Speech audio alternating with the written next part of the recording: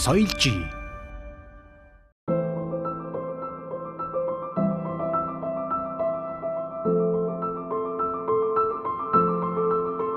Улсын хэмжээнд хичээл сургалтын үйл ажиллагааг зохицоосонтой холбоотойгоор ерөнхий боловсролын сургуулийн сурагчид 3 сар орчим, цэцэрлэгийн багчууд 2 сар гаруй хугацааг гэртээ өнгөрүүлж байгаа. Гэмтэл согос судлалын үндэсний төвийн мэдээлэлд 0-15 насны хүүхдийн осол гэмтлийн тохиолдол 2020 оны 3 дугаар сард өмнөх оны мөн үеийн үзүүлэлтээс 27% буурсан гэсэн тоон мэдээлэл байна. Хүүхдийн осол гэмтлийн тэргүүлэх шалтгаануудыг дурдвал өндрөөс унах, амьтаа амьгүй механик хүчинд өртөх, зам тээврийн осол түлэгдэлд багтдаг.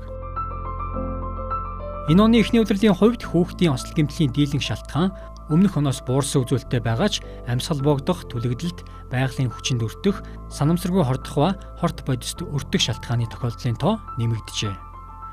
Хүүхдүүд сургууль цэцэрлэгтээ явахгүй гэрээсээ гарахгүй байгаа энэ нөхцөлд хүүхэд гэмт хэргийн хохирогч болох, зам тээврийн осолд өртөж гэмтэх, унах тохиолдол буурсан ч ахуйн хүрээнд буюу гэртээ гэмтэх тохиолдол нэмэгдсэнийг гэмтэл согос судлалын үндэсний төвийн статистик мэдээлэлээс та бүхэн харж болно.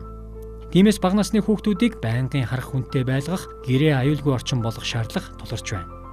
Хүүхдээ хараа хяналтгүй гэрт нь үлдээж цоожлох, байшингийн цонх тагтаа онгорхой орхих, гэрт ил хал гаргаж болзошгүй газ чүдэнц асаагур зэргийг ил тавих, түргэн тогоо, ус буслахч зэрэг цахилгаан хэрэгслийг хүүхдийн гар хүрэх газар байршуулж орхисноос болж хүүхэд аюул осолд өртөж гэмтэх, улмаар амь насаа алдах хэрэгсэл гардаг.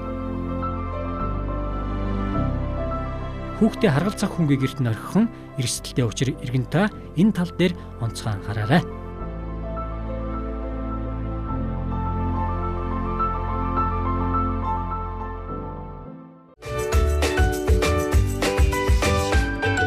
соёлжий.